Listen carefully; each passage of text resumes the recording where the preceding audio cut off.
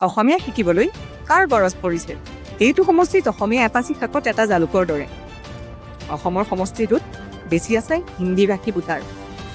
আমি বেয়া পাব পাৰোঁ, কিন্তু বিজেপিয়ে শুদ্ধ কামেই কৰিছে। মধ্য গুৱাহাটীত বিজয় গুপ্তাৰ দৰে হিন্দীভাষী প্ৰাৰ্থিত্ব প্ৰদান কৰাটো বিজেপিৰ ৰাজনৈতিক চতুৰালি। কিয়নো সমষ্টিটোত অসমীয়া এপাচি শাকত এটা জালুকৰ লেখীয়া। সমষ্টি পুনৰ নিৰ্ধাৰণৰ জৰিয়তে পৰিস্থিতি এনে কৰি পেলোৱা হ'ল যে খিলঞ্জীয়ে অসমে একত্ৰিত হৈ ভোটদান কৰিলেও পচন্দ প্ৰাৰ্থীক জিকাব নোৱাৰে।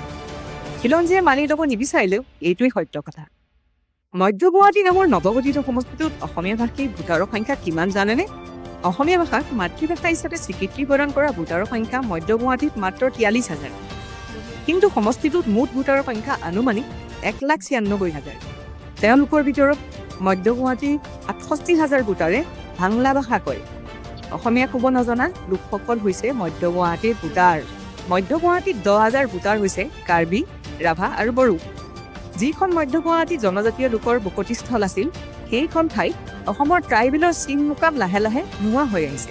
সমষ্টিটোত আছে 10,000 গোৰ্খা ভোটাৰো। আৰু শুনক, মধ্য গুৱাহাটীত 66,000 ভোটাৰৰ মাতৃভাষা হৈছে হিন্দী।